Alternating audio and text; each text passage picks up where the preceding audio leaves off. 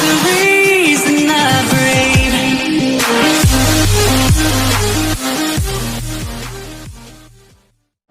Assalamualaikum warahmatullahi wabarakatuh. Hai adik-adik semuanya, apa kabarnya hari ini? Semoga kita semuanya selalu sehat dan selalu dalam lindungan Allah Subhanahu wa Ta'ala. Adik-adik semuanya, kalau pada video sebelumnya kita sudah membahas tentang fase embrioniknya, sekarang kita akan membahas tentang fase pasca embrioniknya. Nah, yang belum menonton kepada fase embrionik silahkan ditonton dulu, baru kita lanjutkan ke fase pasca embrionik. Seperti biasa, sebelum kita memulai materinya, kakak akan selalu mengingatkan agar kita semuanya selalu menjaga diri dan menjaga kesehatan kita agar terhindar dari wabah COVID-19 ataupun virus corona ini dengan cara memakai masker ketika pergi keluar, rajin-rajinlah mencuci tangan dan hindari kerumunan yang tidak ada manfaatnya. Nah, adik-adik semuanya, di fase pasca embrionik ini ada metamorfosis dan ada metagenesis. Yuk kita simak penjelasan berikut ini. Sekarang kita akan mulai bahas tentang fase pasca embrionik. Yang sebelumnya kita sudah membahas fase embrionik.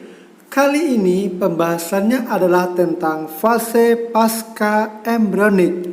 Berarti fase ini adalah fase setelah menjalani namanya fase embrioniknya. Nah, fase ini dimulai saat hewan lahir atau menetas.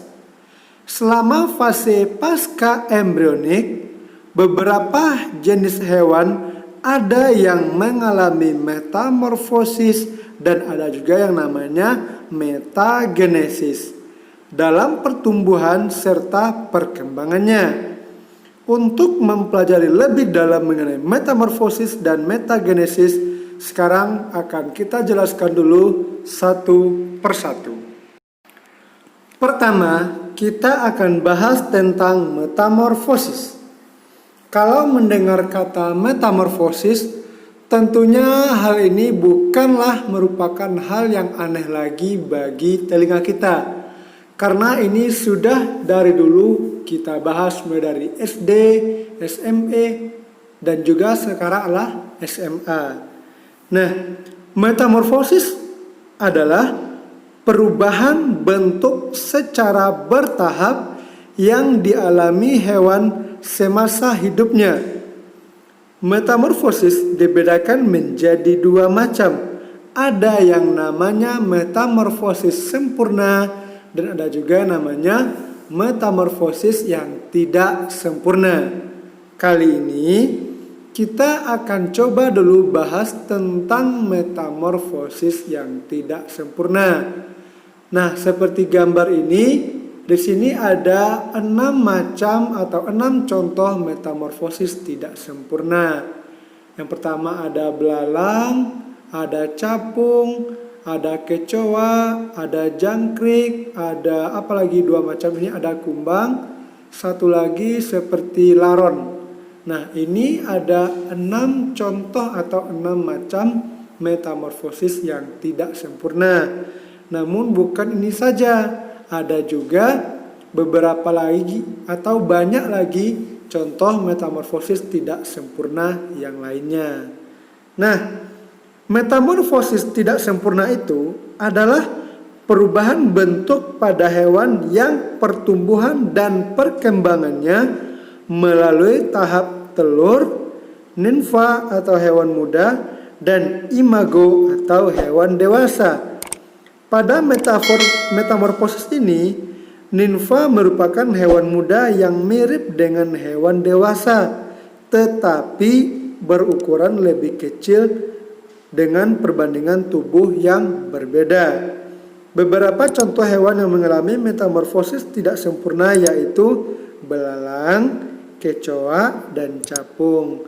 Nah, jadi intinya di sini adalah ketika dia masih muda dibandingkan dengan yang sudah dewasanya, tidak jauh sekali perbedaannya, hanya saja ukuran tubuhnya. Tapi kalau bentuknya sudah hampir mirip saja. Makanya di sini dia dikatakan metamorfosis tidak sempurna karena tidak ada perubahan yang berarti dari masa ke masa oleh makhluk hidup tersebut. Kalau tadi kita sudah membahas tentang metamorfosis yang tidak sempurna, sekarang akan kita bahas lagi tentang metamorfosis sempurna.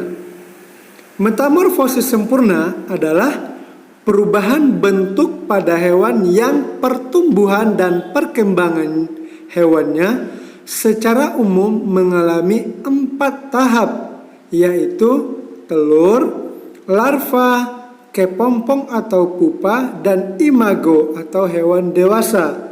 Hewan yang mengalami metamorfosis ini mempunyai bentuk yang berbeda saat muda atau saat larva dan saat dewasa atau imago. Contoh hewan yang mengalami metamorfosis sempurna yaitunya kupu-kupu, kata, dan ada juga nyamuk. Jadi di sini bukan hanya hewan itu saja, masih ada juga hewan-hewan yang lainnya yang mengalami metamorfosis sempurna ini. Jadi intinya adalah antara hewan muda dan hewan dewasanya memiliki perubahan yang sangat signifikan sekali. Makanya dikategorikan sebagai metamorfosis sempurna. Pada penjelasan yang sebelumnya, kita sudah membahas tentang metamorfosis. Sekarang kita akan coba bahas tentang metagenesis. Nah, metagenesis merupakan pergiliran keturunan dari generasi gametofit ke generasi sporofit ataupun sebaliknya. Jadi bisa juga dari generasi sporofit kepada generasi gametofit. Gametofit ini adalah sel gamet, sedangkan sporofit adalah menggunakan spora. Nah, hewan yang mengalami metagenesis akan mengalami 2 fase kehidupan, yaitu fase kehidupan yang bereproduksi secara seksual dan bereproduksi secara aseksual. Contohnya adalah Obelia dan juga Aurelia aurita. Pertama, kita akan bahas dulu tentang Obelia atau metagenesis pada Obelia. Obelia mengalami pergiliran keturunan atau metagenesis. Pada siklus hidup Obelia, tubuh Obelia berbentuk polip dan medusa. Pada fase polip, Obelia hidup berkoloni dan terikat pada suatu tempat. Obelia mempunyai 2 jenis polip, yaitunya polip hidran dan polip gonangium. Polip hidran yang berfungsi untuk mengambil dan mencerna makanan. Sedangkan polip gonangium berfungsi dalam melakukan perkembangbiakan aseksual dan menghasilkan Obelia dalam bentuk medusa. Sementara itu, pada fase medusa, Obelia hidup bebas dan soliter. Pada fase ini merupakan bentuk generatif yang menghasilkan gamet. Selanjutnya adalah metagenesis Aurelia. Seperti pada Obelia, Aurelia juga mengalami pergiliran keturunan atau metagenesis. Aurelia mempunyai alat kelamin yang terpisah pada individu jantan dan individu betina.